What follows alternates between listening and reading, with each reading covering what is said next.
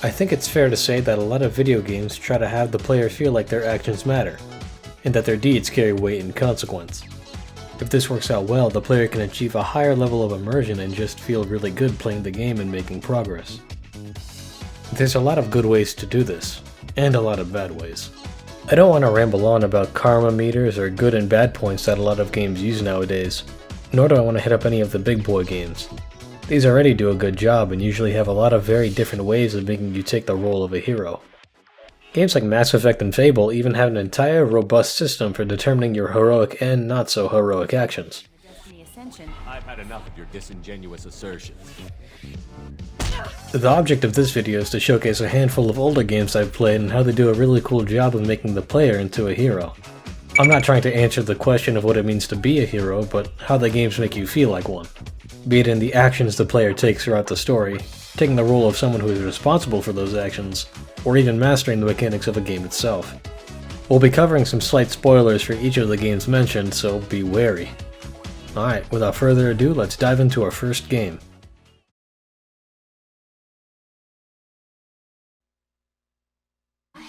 So far to go.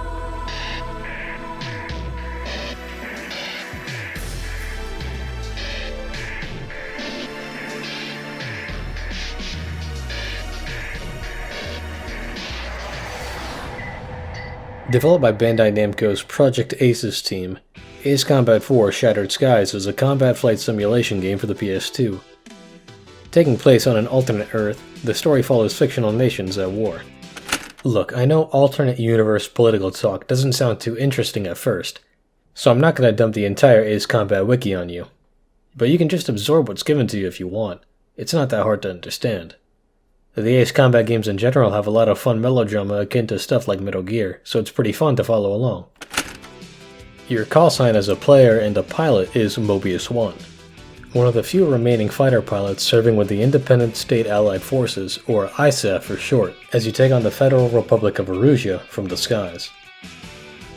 As you fight back against Erusia, your mission objectives slowly ramp up in craziness, and missions turn from shoot down the squadron to protect your allies to, okay, destroy this giant railgun network superweapon that was made to shoot down asteroids, has the range of most of the continent, and is now shooting at you. Hey bro, watch your jet. Watch your jet, bro. Watch your jet! It sounds like a lot, especially since you only got whatever little plane you brought with you before the mission. But you're not scared because your actions have been leading up to this and both friend and foe are amazed at the stuff you've been able to pull off. This escalation in mission content and structure is one of the key things that helps the player feel as if they're making a difference in the war, rather than just following objectives and shooting down random planes. But to every war, there's two sides. Between missions, various cutscenes are presented to you from the viewpoint of a young boy who lost his parents after an ISAF jet crashes into his house. This fighter jet was shot down by Yellow 13, Erusia's top fighter pilot and a member of the well-known elite Yellow Squadron. These animated cutscenes showcase the boy's life with both the Yellow Squadron and the Resistance as the confrontation between Yellow 13 and Mobius 1 draws near. These short, poetic sections provide some amazing humanization to the pilots you fight and the war you wage. While the game does paint you as a hero, these scenes show how much of a deadly threat you become as you make your way through the game. The grim anticipation only multiplies as you take out more key players in the war and win crucial battles.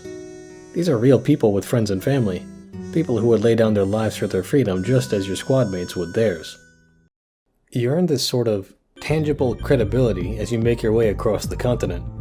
Comrades cheer and are relieved when you enter the airspace, and enemies begin to panic and become nervous.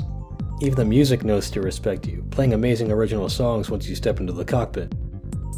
By the final stages of the game, Mobius 1, you prove yourself as a legendary pilot whose mere involvement may in fact end the war, leaving you with one question. Can you do it?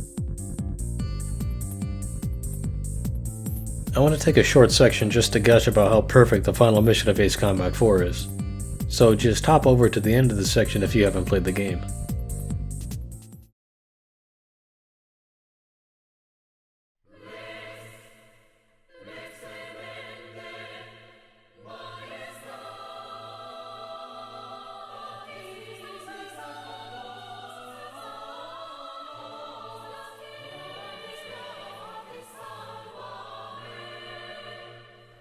paraphrase what YouTube user The Entirety of ISIS states in the comments of Megalith Agnes D, the song for the final mission. This last mission is a cleanup of the final obstacle in the war. You're given your own squadron that's named after you, and they're there to cover you, not because you're in danger, but because every single enemy in this mission is freaking out about how all your planes have ribbon insignias. Your squadmates are here to deal with these stragglers as you focus everything you have on stopping Megalith. As fire rains from the heavens, the ground team is giving their all to give you one shot at saving the world. Megalith Agnes D isn't the theme of the mission. It's the theme of Mobius 1. Your theme. Erusha never saw you coming, and as the Project ACE's slogan goes, nothing else comes close. At the end of the day, it becomes an awesome balance of narrative and player action which both work in tandem to show that you became a hero through the actions you took, and how the world reacts to the crazy stuff you do. It's something that you get to experience for yourself, because it's all worth it.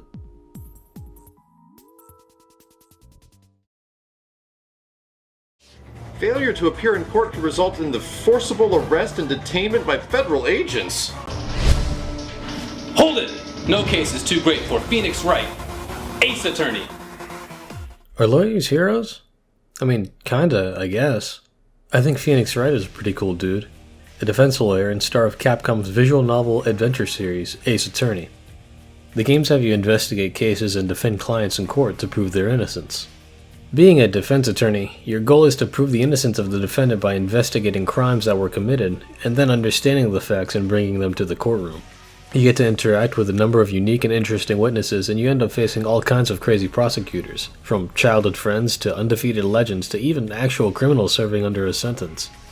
The very first case in the series is both the player's and Phoenix's first actual trial, and as they both win case after case, solving mysteries and protecting the innocent, both are growing and evolving to take on even greater challenges.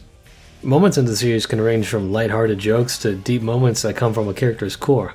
A lot of the characters you meet are recurring throughout the series, and both Phoenix and the player get to know and love, and maybe hate, these people, connecting with them and forming a relationship that lasts beyond a simple court decision. Objection! More often than not, however, protecting the innocent may not be enough, and you're gonna have to sniff out the true culprit. Sometimes even briefly teaming up with your rival prosecutors as you both pursue the truth and bring justice to all. Getting that final verdict you want is fun in itself, but realizing how you fought your way through all the mystery and intrigue to defend someone from something they don't deserve is an even more rewarding feeling. And boy, does this series give you a lot of those. Having the player put on the defense attorney badge lets them take the role of someone who defends innocent people and challenges the facts to find who is truly responsible. The player knows the objective from the get-go, and it's all about taking that journey to the truth that provides a sense of accomplishment. And that goes a long way.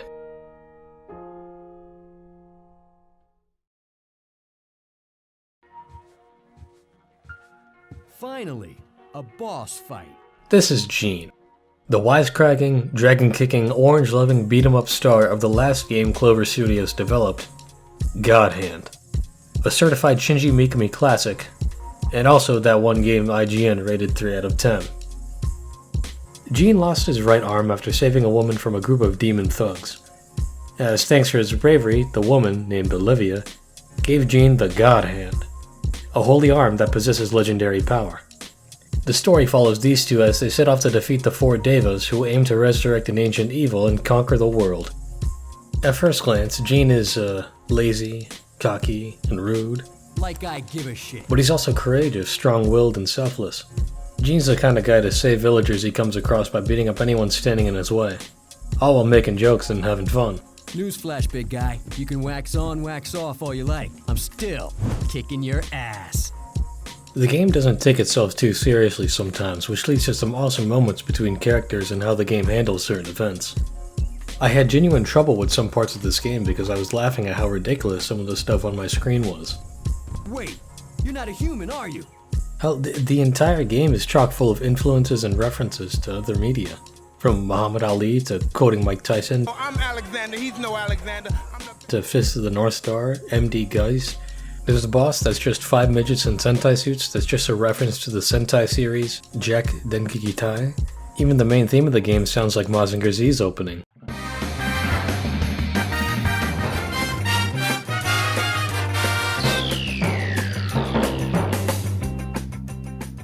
While I could make an entire video about how Godhand is an amazing game, or even all the references it makes, my point here is to talk about how the combat itself is able to make the player feel a sort of satisfaction and heroism once mastered. First off, Godhand does something a bit crazy with its controls. Yeah, you push buttons, that's it. Go like this. Gene hits like a tank, sure, but he also moves like one. The right stick is solely used for evasive maneuvers. This lets you focus on what you're targeting and how you want to lay the beat down on these dudes. Now how you do that is entirely up to you. And I mean entirely. Godhand allows you to map all your controller face buttons to a different moves from a huge move list that expands as you learn more attacks and upgrades. Different moves have different properties, like being able to break an enemy's guard or juggle them in the air. Each person who picks up the game is going to have a different preference and move list that makes sense to them, making each person's playthrough unique and different. It's a lot to take in at first, and this game is hard, but it's only as hard as you make it. In addition to your standard difficulty settings, Godhand operates on a level system which rises as you do actions that kill enemies and keep you from getting killed. The levels follow as such: Level 1, Level 2, Level 3, and Level Die. The better you do, the higher level you get to. The higher level you get, the better rewards are from enemies. The downside to this is that as your level rises, enemies get smarter. They start changing up their attack patterns and pulling out stuff you've never seen before. And if you get too cocky, you're going to die. A lot. If your level does get too high for your liking, you can always apologize.